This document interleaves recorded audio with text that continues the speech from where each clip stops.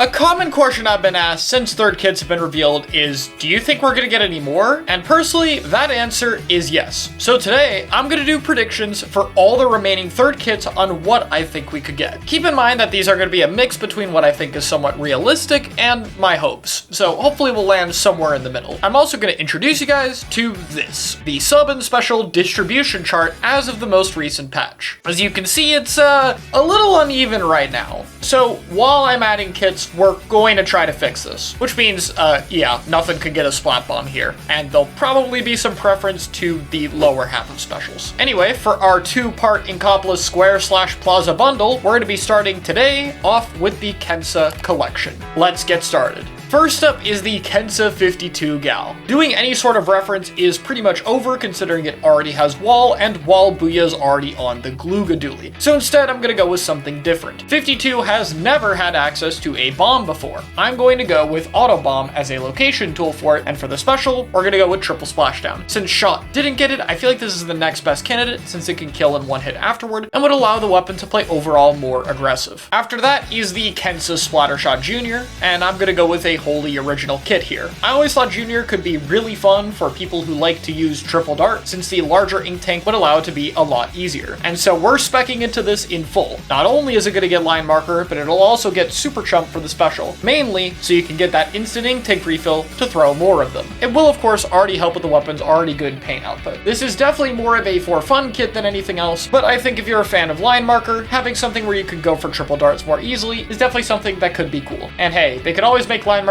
cheap enough to throw 4 of them one day. Last up for our shooters is the Kensa Splattershot Nova. I'm gonna try to give this thing one of the best kits on this list, but it's gonna be pretty hard to save it. If I had to pick a sub weapon here, I would go with Fizzy Bomb. I want to enhance the weapon's painting capabilities while also giving it tools that can help make up for its damage output, and Fizzy happens to do both. For the special, we'll go with Booyah Bomb. Again, trying to keep that flexibility intact here. This is a special that Nova can use to stay alive if it gets rushed down, while also being able to use it to help its team get in or paint a zone, hopefully allowing it to adapt to any situation it needs to. Next up for the rollers is the Kensa Flingza Roller. I'm gonna go with a more supportive kit for Flingza this time. I think that it would be a great candidate for a possible beacon weapon, since a lot of Flingza's comps can lean more aggressive if you want to, and to help match with that, we're gonna give it Triple Ink Strike, helping Flingza maintain paint control and have an easier time getting its team in. The idea is to be a kit that can really enable all sorts of different teammates to work with this weapon in a different way than the vanilla Flingza does. Up next is the Kensa GooTuber, another one that's pretty tricky to place, since its two kits currently have some of the best subs you could get. I'm gonna go with Point Sensor since I believe the location utility could of course be useful for a weapon that needs to hit shots like this. And as for the special, we'll go with Booyah Bomb. I think something to help with its survivability would definitely be needed given the lack of combat tools with Sensor, while this would still have other utility for its team, such as being able to paint. This could maybe be better into teams with more sharking weapons, though even vanilla Goo covers that pretty well. As for the Kensa Snipe Rider F, I'm gonna go with Angle Shooter and Inkvac. This is the kit on the vanilla jet, but if I'm being fair here, I think this works a little bit better on this weapon. A bit of run speed actually would help with Ink Vacuum, since that does affect its strafing speed, and I do think Vacuum synergizes pretty well on anchors. As for Angle Shooter, if you've seen my other third kits videos, it's pretty simple. This is Bagel's old idea where if you shoot your 5th shot, you can use Dart to finish the kill. Very situational, but I figured it could be a fun combo. Next up is the Kensa Sloshing Machine. Since K-Machine's kit is basically on the vanilla machine, we gotta go with something different here. I'm gonna go with Toxic Mist for the sub. Since it's even cheaper now, I feel like Machine could use this quite easily and have a better time trapping opponents. To really capitalize on this though, I'm going to give it Tentamissiles. The chip damage from missiles can combo very easily with it, and Mist can potentially trap people leading to the missiles, especially if you run a double Mist build, which is a lot more feasible now. In general, missile weapons are very rare, so I think it's a good way to make the weapon stand out more. And Machine definitely wouldn't be something that spams too much of them. That won't be our only missile bucket though, as I'm also going to give it to Kensa Explosher, albeit with a much higher special charge. This isn't something that I want to get a lot of missiles, but some of Explo's hardest counters are other anchor weapons. And it also just way too well works off the damage for me to not want to go with it. As for the sub, I have to pick out Ink Mine. Something that locates enemies and can help with paint is very useful, but it also covers the weapon's weakness here since its special doesn't really help with it being rushed down like the other kit does. So this is the way it'll cover for that. I feel like this Explosher has a lot more team utility to be able to really be an ample support.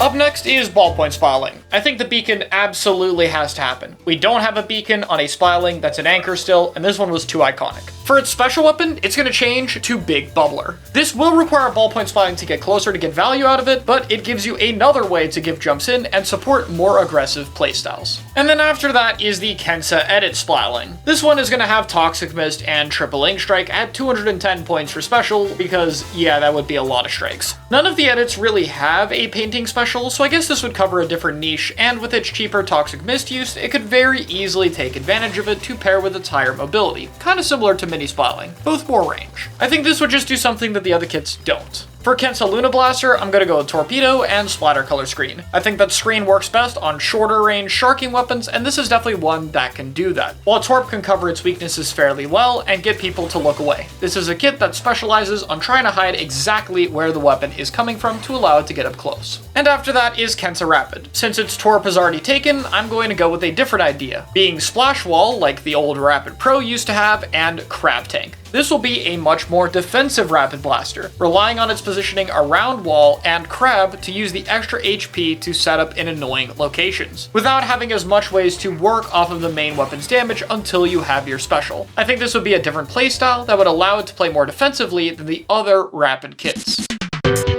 Next up is the Kensa S-Blast. I'm gonna go with Suction Bomb and Zipcaster. I think that this would be a better Zipcaster candidate than Luna because of the perfect accuracy in the long range mode and the high combo potential of the short range mode with its larger blast radius. It would be a little bit more expensive for special, and the sub would be a little bit slower at its detonation, but it could still be used fairly frequently with S-Blast and do a good job walling out areas or poking for it. I think that this would be a distinct playstyle that would be very fun. Kensa Glucose will get a mishmash of its kits from Splatoon 2, being Fizzy Bomb and Inkjet. There has to be Inkjet on dualies in this game at some point, right? I feel like this is the easiest candidate out of all of them. Gluga worked quite well with Inkjet in the previous game, and I feel like this kit would be distinct on this weapon compared to Ballpoint, enabling a different way of play for the weapon that has more ways of dealing with off angles or cover. As for Dowser dualies, it's going to be my pick for a new cooler support. Since Burst Bomb is already taken, I'm going to go with Torpedo for the sub, since its rolled combos can give it similar utility, as well as forcing opponents to shoot somewhere else while it's in its roll and lag for particularly good synergy. With a cheap Tacticooler, I think this could be an interesting option for shorter range comps.